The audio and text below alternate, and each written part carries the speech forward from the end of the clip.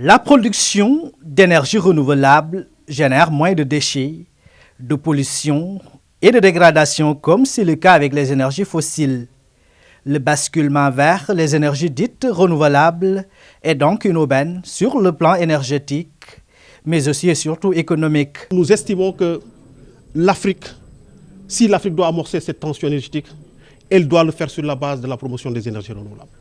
Il y a plusieurs sources, il y a plusieurs positions, mais nous estimons que les énergies renouvelables restent tout simplement cette solution qui va effectivement, ou bien qui doit mener l'Afrique vers cette tension énergétique. Et nous allons, à travers justement ce forum, parler aux décideurs. Mais nous allons également montrer justement ce que devra être notre contribution en tant qu'organisation de la société civile. Parce qu'il ne s'agira pas tout simplement de parler, il ne s'agira pas tout simplement de faire le plaidoyer, mais il s'agira également tout simplement de faire des propositions. Nous sommes convaincus que pour vraiment mitiger les effets néfastes du changement climatique, il faut qu'on aille vers les énergies renouvelables.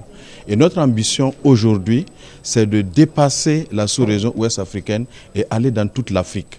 Parce pour que toutes les coalitions, toutes les organisations de la société civile qui sont là parlent d'une même voix en faveur des énergies renouvelables pour que nous puissions vraiment quitter en fait ce problème d'insuffisance d'énergie au niveau national, au niveau sous-régional et au niveau africain. C'est consciente de ces nombreux avantages que les sociétés civiles africaines entendent parler d'une seule voix pour une transition énergétique durable. Si nous devons travailler tout simplement sur ces questions, que toutes les organisations de la société civile africaine, en tout cas qui appartiennent au ROACER, au réseau ouest-africain des coalitions de promotion des énergies renouvelables, puissent avoir tout simplement une même position, même si ça peut être difficile. Mais justement, il est possible. C'est pourquoi nous avons estimé qu'il était nécessaire de se retrouver à Dakar, d'abord pour discuter. Parce que, comme vous le savez, nous sommes dans ce contexte de transition énergétique et que les positions sont différentes. Même au niveau national, vous pouvez effectivement avoir plusieurs positions différentes au sein de la même organisation, au sein de la société civile. C'est pareil dans tous les pays.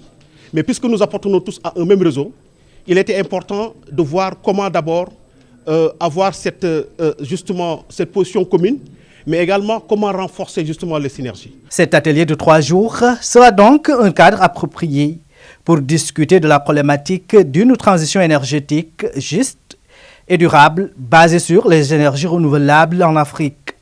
Une rencontre qui se tient dans un contexte particulier en Afrique, avec l'exploitation prochaine du pétrole et du gaz dans certains pays.